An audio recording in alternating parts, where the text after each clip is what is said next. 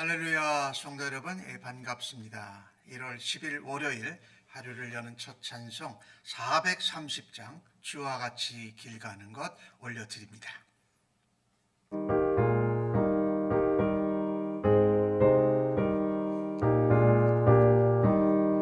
주와 같이 길 가는 것 즐거운 일 아닌가. 우리 주님 걸어가신 발자취를 밟겠네. 한 걸음 한 걸음 주 예수와 함께 날마다 우리 걸어가리. 어린아이 같은 우리 미련하고 약하나 주의 손에 이끌리어 생명길로 가겠네. 한 걸음 주 예수와 함께 날마다 우리 걸어가리. 꽃이 피는 들판이나 험한 골짜기라도 주가 인도하는 대로 주와 같이 가겠네. 한 걸음 주 예수와 함께 날마다 우리 걸어가리. 옛 선지자의 눈끝이 우리들도 천국에 들려 올라갈 때까지 주와 같이 걷겠네. 한 걸음 주 예수와 함께 날마다 우리 걸어가리.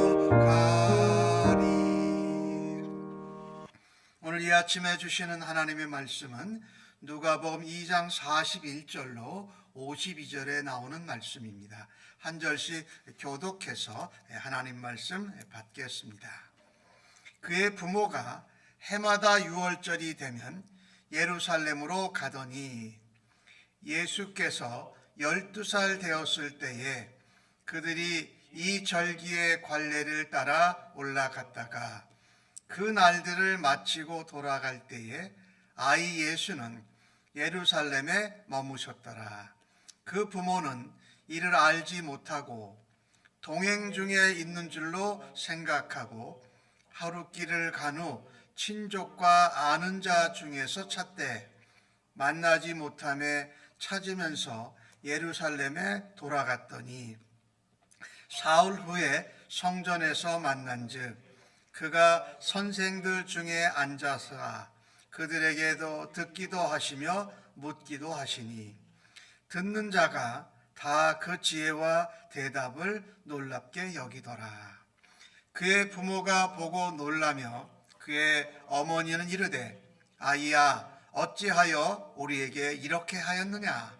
보라 내 아버지와 내가 근심하여 너를 찾았노라.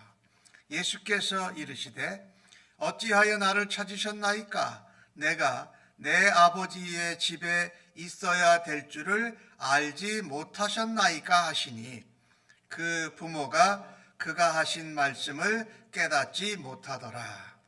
예수께서 함께 내려가사 나사렛에 이르러 순종하여 받드시더라.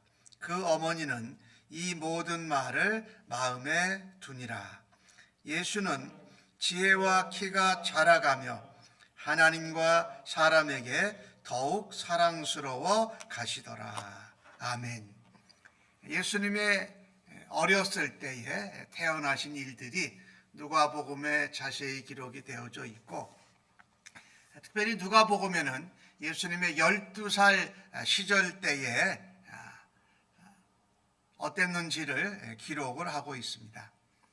이스라엘에는 그 유명한 그 신앙 역이 몇 가지가 있지요. 특별히 애굽에서 나온 것을 기념하는 유월절, 그 다음에 77절이라 그래가지고 오순절이 되는 날, 그 다음에 장막을 짓고 광야에서 40년 생활을 했던 것을 돌아보고 또한 하나님을 만나기를 고대하는 이 초막절, 이런 세 가지 유대 절기, 명절이 있습니다. 그때가 되면 이스라엘 남자들은 꼭 다른 때는 몰라도 그 명절에는 예루살렘에 올라와서 성전에서 하나님 앞에 나와야 했던 것이지요. 예수님의 부모님 요셉과 마리아는 이 유월절 때가 되면 남자만 가는 것이 아니라 또 이렇게 마리아도 또 어린 아이인 예수님을 데리고 같이 예루살렘 성전에 갔던 것이지요.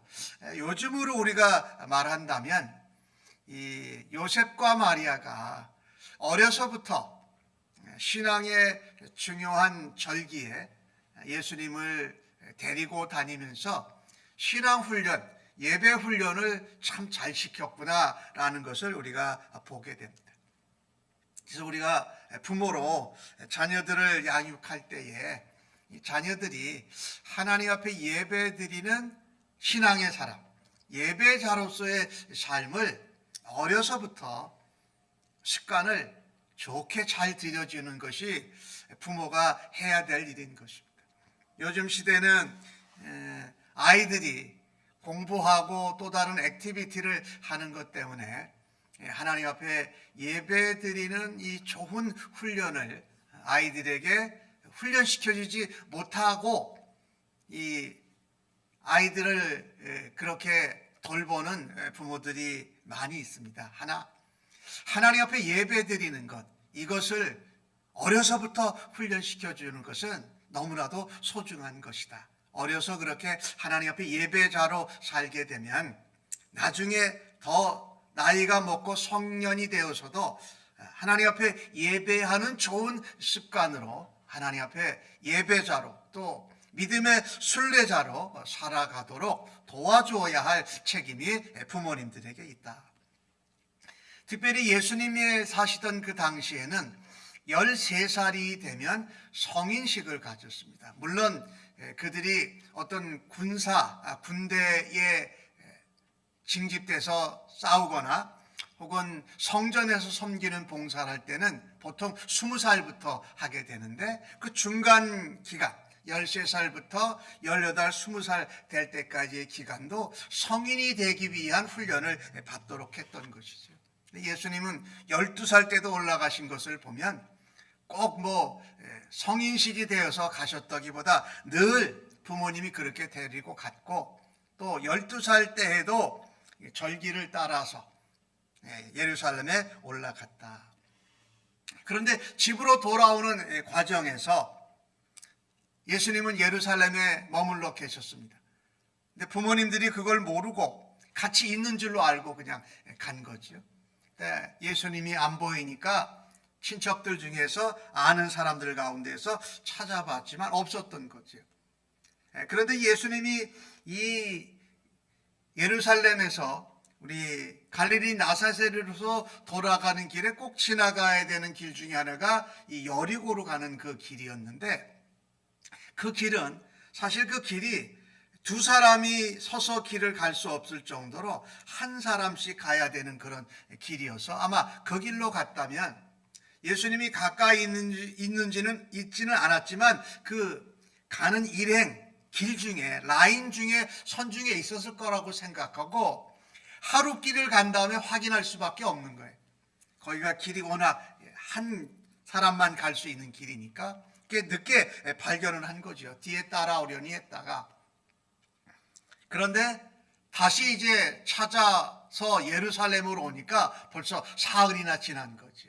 찾으면서 하루 정도 내려가는데 하루 다시 돌아오는데 하루 해가지고 사흘이 지났을 때 찾지 못해서 가보니까 예수님이 예루살렘 성전에 계시더라는 거죠.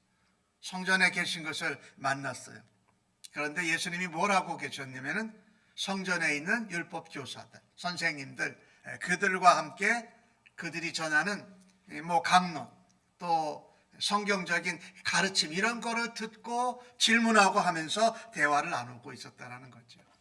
예수님이 그 대답하고 말하는 것을 사람들이 들을 때에 그 대답을 어떻게 저렇게 성경적으로 잘할까, 그리고 지혜롭게 대답할까 놀랬다라는 겁니다. 예수님이 이 어려서부터 물론 요셉과 마리아를 통해서 하나님 말씀을 배우고 훈련받은 것이 뭐 사실이죠.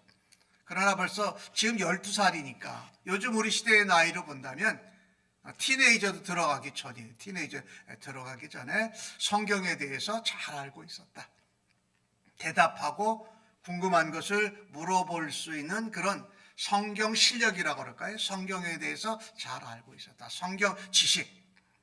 이게 참 중요합니다. 물론 그 어렸을 때에는 그 성경의 지식이나 성경의 내용을 깊이 알 수는 없지만 성경을 잘 알고 있는 것은 그 신앙생활 하는데 나중에 우리가 그 하나님 앞에 신앙을 돈독히 하는데 굉장히 좋은 바탕이 된다는 것이죠. 예수님처럼 오늘 우리가 찬송한 것이 한 걸음 한 걸음을 예수님과 함께 가고 예수님을 닮아가면서 하나님을 즐거워하고 영어롭게 하는 것이 우리의 믿음 생활의 목표요 목적이라면 예수님처럼 닮아가야 되겠다. 어려서부터 우리가 예배하는 예배 훈련, 예배의 순례자로 살아가는 것을 좋은 영적인 습관을 들이고 또 나이가 어렸을 때라도 성경을 잘 알고 성경의 지식과 성경에 대해서 전체적으로 알아가는 이것이 참으로 소중하다는 겁니다. 예수님을 볼 때에 선생님들과 이야기할 때도 별로 부족함이 없었고 사람들이 놀랄 정도로 성경 지식과 지혜가 있었던 것을 우리가 보게 되면서 우리의 자녀들을 다른 어떤 그들이 뭐 좋아하는 특기, 뭐 체육이라든지 어떤 음악적인 뭐 기타 다른 재능을 키워주는 것도 소중합니다. 하지만 한 사람의 그리스도인으로 신앙인으로 자라갈 때에 그들이 예배하고 성경을 알고 성경을 넓게 깊게 알아가는 일에 부모님들이 신경을 써야 할 것입니다. 그래서 우리의 자녀들이 나이가 들고 성년이 되어서도 하나님 말씀을 가까이 또 말씀을 묵상하고 말씀을 기억하고 말씀대로 행하면서 삶을 살아가는 기초를 이 어린 시절에 다져주는 것이 참으로 소중합니다. 또 부모님이 이제 예수님을 찾았는데 얼마나 놀랬겠어요. 3일 동안에 애를 찾지 못했는데, 그러니까 오늘 어머니가 말하잖아요. 어찌하여 이렇게 우리를 따라오지 않고 여기서 있어서 우리로 걱정하고 근심하게 했느냐. 너를 찾느라고 우리가 사무리를 헤맸다라고 말하는 거죠. 그때 예수님이 대답하신 말씀이 49절에 나오지요. 예수께서 이르시되 어찌하여 나를 찾으셨습니까? 내가 내 아버지 집에 있어야 될 줄을 알지 못하셨나이까? 라고 대답을 한 겁니다. 예수님이 부모님과 함께 가지 않았지만 부모님이 찾았는데 즉시 바로 이 예루살렘으로 오지 않고 여기저기 찾아다니셨습니까? 내가 내 아버지의 집에 있어야 될 줄을 어머니 아버님 알지 못하셨습니까?